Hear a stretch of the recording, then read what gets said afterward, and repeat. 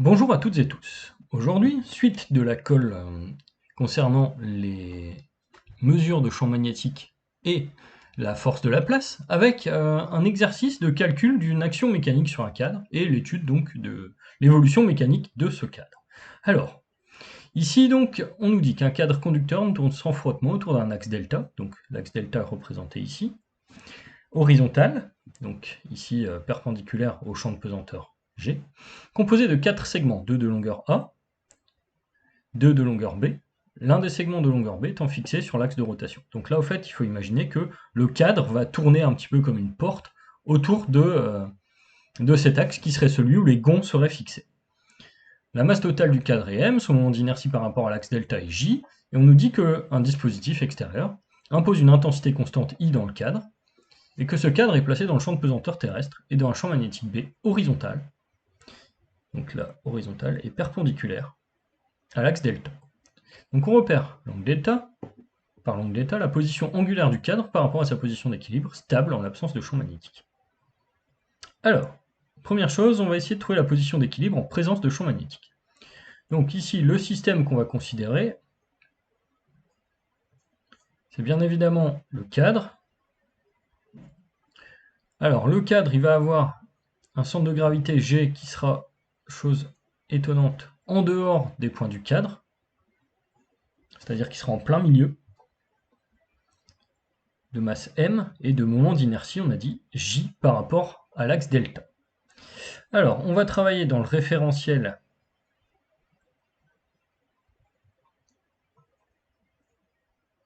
terrestre supposé galiléen.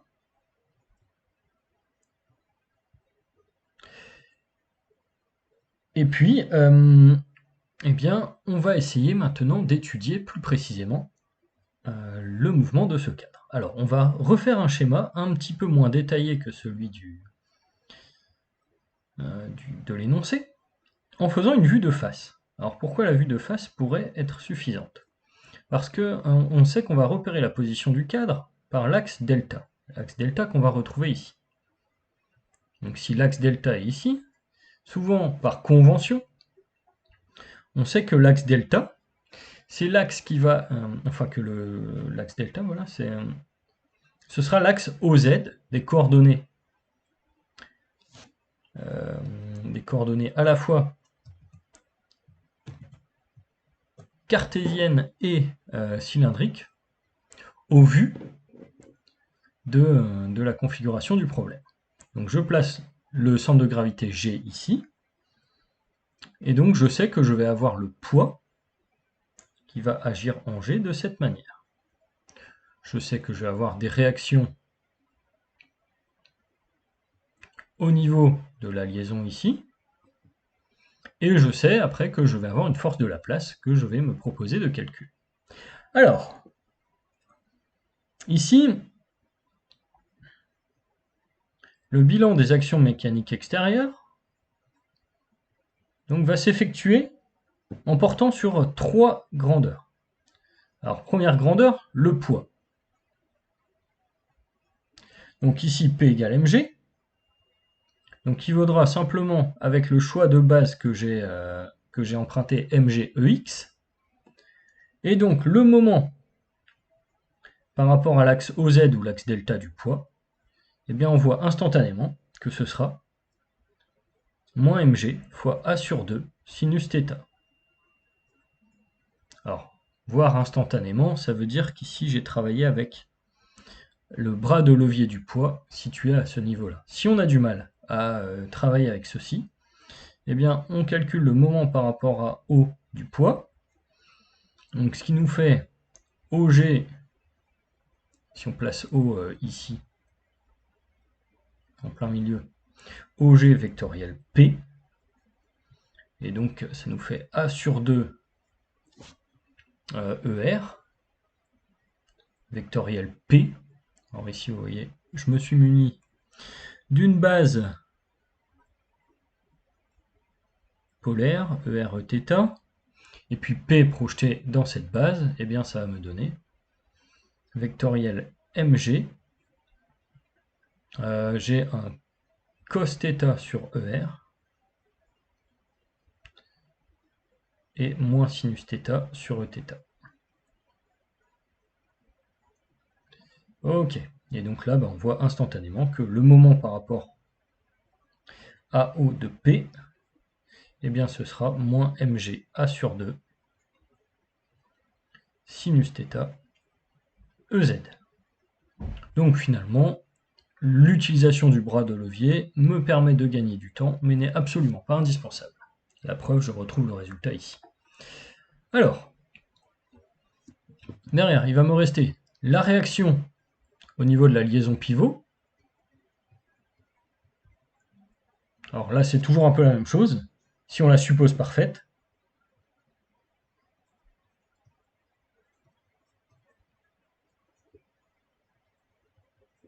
eh bien, on aura le moment par rapport à l'axe OZ de la réaction qui va être nul.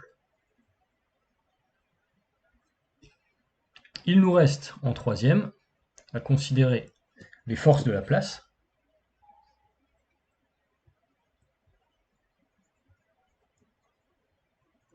Alors, ici, je sais que la force de la place en elle-même,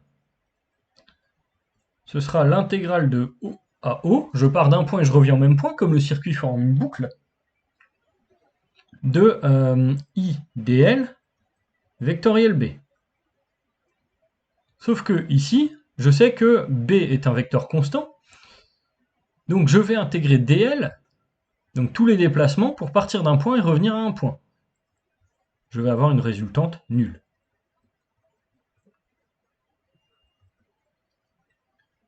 Mais cette résultante nulle ne m'empêche pas d'avoir un moment, ou plutôt même on peut dire un couple, vu que c'est un moment associé à un ensemble de forces de résultantes nulles, le couple de Laplace, qui vaudra le moment magnétique du circuit vectoriel, le champ magnétique extérieur. Alors, ici, le moment magnétique du circuit, on sait qu'il vaut l'intensité fois le vecteur surface du circuit. Au vu des orientations choisies, avec la règle de la main droite, alors ici je vais me resservir du schéma proposé à ce niveau-là, je vois que le vecteur surface du circuit va sortir du plan du circuit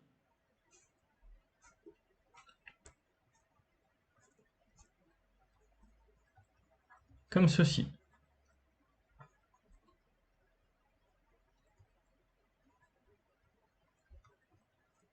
Donc grâce à la règle de la main droite, je vais obtenir que le moment magnétique vaut I fois le vecteur surface, donc A fois B pour la valeur de la surface, fois Eθ pour le vecteur unitaire qui dirige ce vecteur.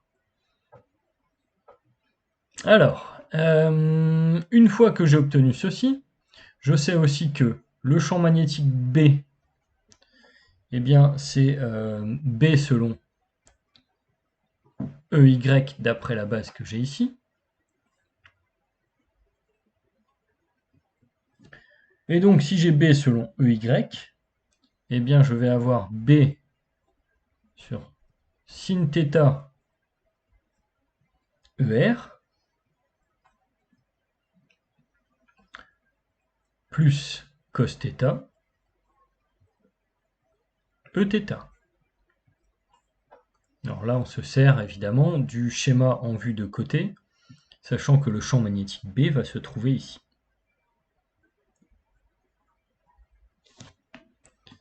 Donc là, vous voyez, hop, si je mets B ici, je vais retrouver l'angle θ entre Eθ et le vecteur B. Ok, alors, une fois que j'ai obtenu ces deux résultats, eh bien je peux calculer le couple de Laplace, qui vaudra donc I fois A fois B, fois le champ magnétique B, fois, alors ici on a 0, 1, 0, vectoriel, sin θ, cos θ, 0. Donc ça nous fait IA petit b fois grand B, facteur de moins sinus θ.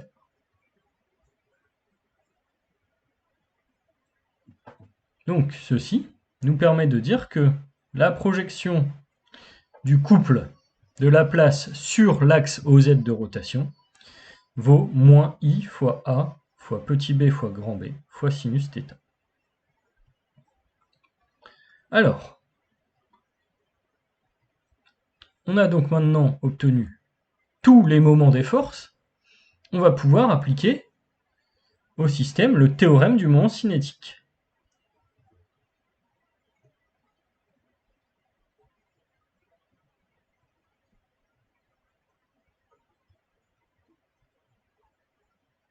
Alors, l'application du théorème du moment cinétique. Qu'est-ce qu'elle va nous donner? Eh bien, appliqué par rapport à l'axe OZ pour le solide en rotation, on va avoir J fois θ point point, parce qu'on rappelle que pour un solide, le moment cinétique par rapport à l'axe OZ vaut J oméga, autrement dit Jθ point, avec oméga la vitesse angulaire. Donc ici, on aura Jθ point point, qui vaudra moins IA petit b fois grand B fois sinus θ, moins mg fois A sur 2 fois sinus θ.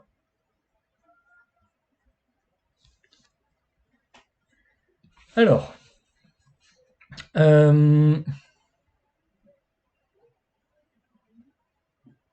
fois obtenu l'équation du mouvement, là on a l'équation du mouvement, ni plus ni moins, eh bien on peut tenter de trouver des méthodes pour résoudre celle-ci.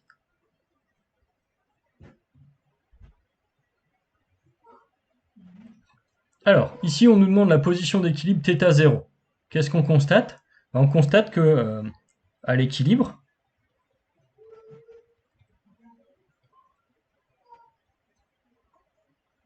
θ point point égale 0, l'accélération angulaire est nulle. Et donc ici, on va obtenir sinus θ équilibre égale 0.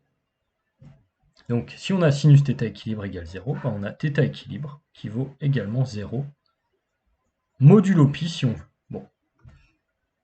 Ici, alors on va se contenter d'écrire θ équilibre égale 0.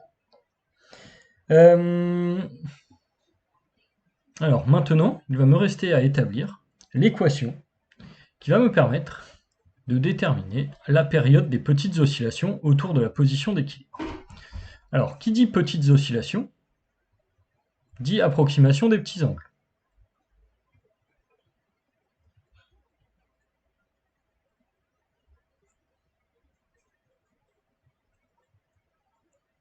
Donc, l'approximation des petits angles est l'approximation qui nous permet de dire que l'on effectue un développement limité à l'ordre 1 de la fonction sinus au voisinage de 0.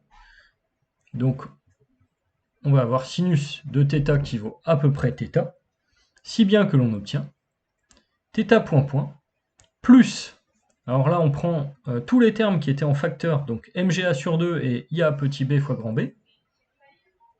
Donc ia petit b fois grand B plus mg fois a sur 2 que l'on divise par grand J fois θ. Et le tout vaut 0. Alors la linéarisation nous a apporté une équation bien connue. C'est une équation typique d'oscillateur harmonique.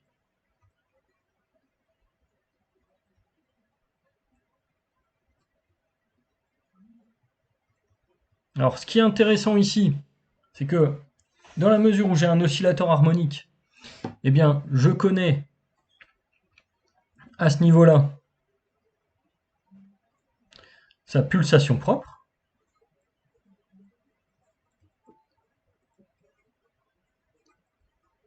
En effet, je sais que θ point point, c'est l'inverse d'un temps au carré, donc ici, je sais que j'obtiens une pulsation au carré. Et donc, je vais obtenir la période des petites oscillations, période propre ici, de l'oscillateur, par l'égalité T0 qui vaut 2π sur oméga 0. Donc, alors on me demandait simplement la pulsation. Donc la pulsation propre ici, très simplement, elle vaudra la racine carrée de I fois petit a fois petit b fois grand B plus mg fois petit a sur 2 sur grand J. Alors, ici on pourrait faire une petite analyse dimensionnelle pour s'assurer que le résultat est correct. On sait que J, c'est une masse fois une distance au carré. On sait que mg fois a sur 2,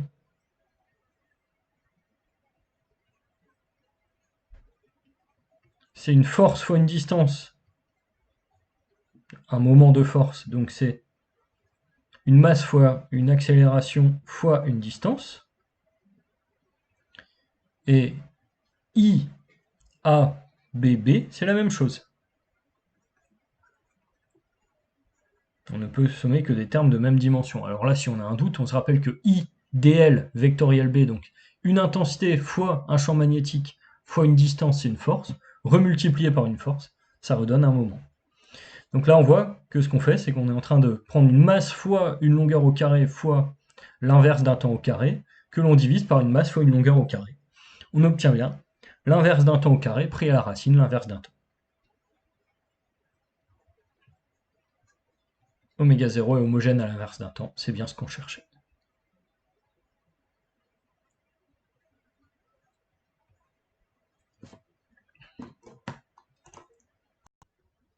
Un prolongement possible de cet exercice nous amènerait sur de la mesure de champ magnétique. Donc ici on va rajouter une page, on va l'appeler la page 3, comme si on en avait une troisième question, qui va concerner la mesure de champ magnétique. Alors, là vous voyez qu'on a une pulsation propre oméga 0 au carré, qui vaut IA petit b fois grand B, plus mg fois a sur 2 sur j. Imaginons que l'on puisse changer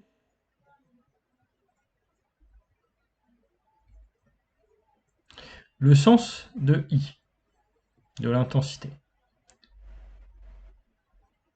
Eh bien, on aurait à ce moment-là, avec changement de I, oméga 0' au carré, qui vaudrait mg fois a sur 2, moins IA petit b fois grand B, sur J. Alors, cette grandeur n'aurait du sens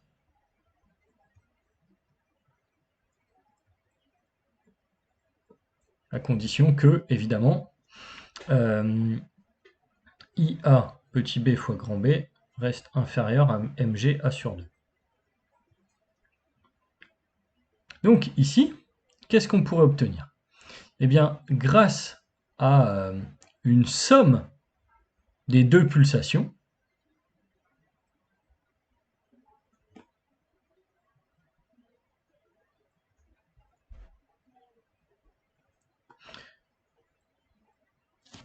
plutôt une différence, parce que la somme, ça ne nous donnerait pas grand-chose.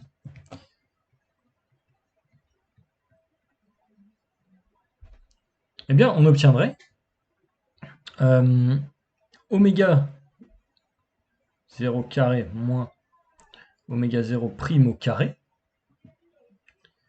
qui vaudrait 2 IA petit b fois grand B sur J.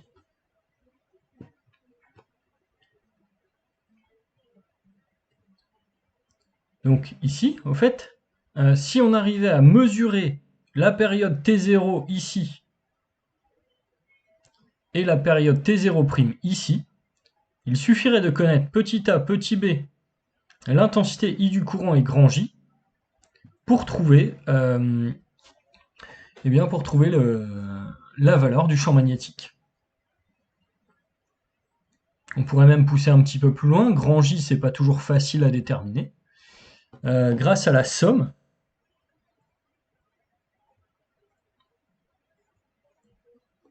oméga 0 carré plus oméga 0 prime carré. On obtiendrait MGA sur J. Et donc là, on pourrait remplacer J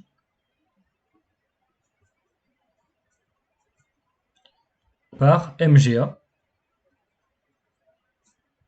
sur oméga 0 plus oméga 0 prime. Alors là, maintenant, ce qui est intéressant, c'est qu'avec ce dispositif, vous voyez que en faisant tourner l'intensité dans un sens, dans le sens défini par la règle de la main droite, on obtient cette pulsation. Si on change le sens de I, on change la valeur de pulsation, logique. Grâce à la différence et la somme des pulsations associées à chaque configuration, eh bien, on va pouvoir obtenir la valeur du champ magnétique.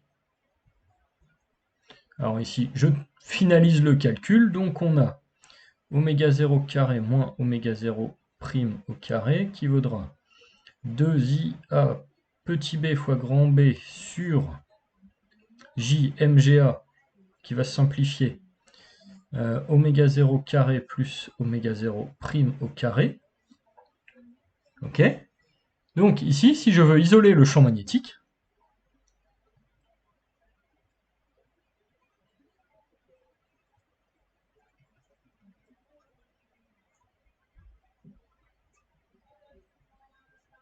eh bien, ce que je vais faire, je vais simplement obtenir grand B qui vaut oméga 0 carré moins oméga 0 prime au carré sur oméga 0 carré plus oméga 0 prime au carré fois mg, donc le poids du cadre, sur 2 fois l'intensité fois B. Donc là, ce qui est rigolo avec ce dispositif, c'est que simplement, grâce à la mesure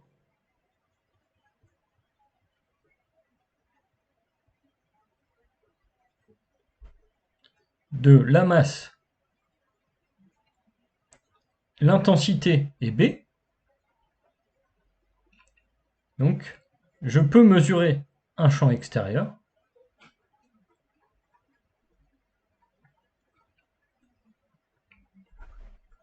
donc un champ magnétique, grâce à deux mesures de période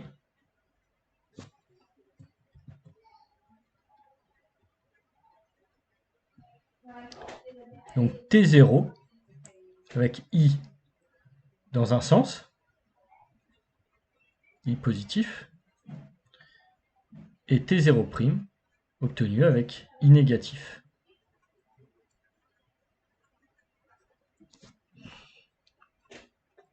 Donc là, c'est des prolongements assez naturels des questions posées avant. Donc, j'envisage un changement de signe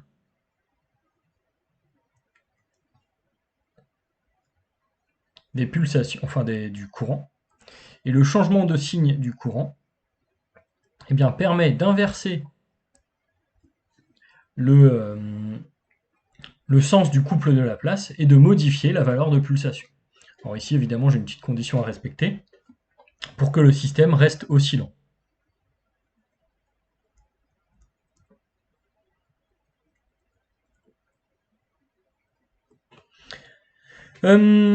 Alors là, ce calcul, évidemment, on aurait pu l'agencer encore sous une autre forme, en remarquant que si on divise tout par oméga 0 au carré, on a oméga 0' sur oméga 0 qui vaudra 2pi sur T0' sur 2pi sur T0, donc qui vaudra T0 sur T0'. Donc ici, on aurait pu agencer le résultat d'une manière encore un peu différente et sans doute plus simple, en parlant des périodes, en disant que le ratio qui est ici, qu'on va appeler alpha, eh bien, il vaut 1 moins, alors celui-là, on peut l'appeler bêta. Donc 1 moins bêta au carré sur 1 plus bêta au carré. Donc là, vous voyez simplement, grâce à un ratio de période, à une mesure de masse, d'intensité et à une mesure de longueur, je peux mesurer un champ magnétique. Donc là, j'ai mesuré B grâce à I petit b et M simplement. Donc là, les questions peuvent être diverses et variées.